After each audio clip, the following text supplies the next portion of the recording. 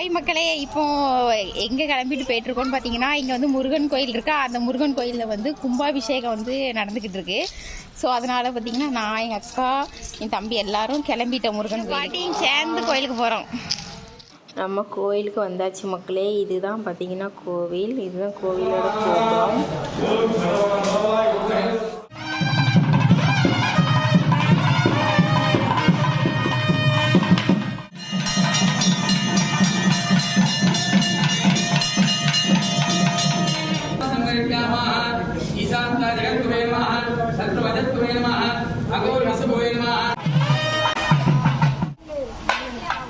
அந்த கும்பாபிஷேகத்தில் நம்ம கோமாதாவும் கலந்துக்கிட்டாங்க மக்களே. சும்மா வேற லெவலில் இருந்துச்சு.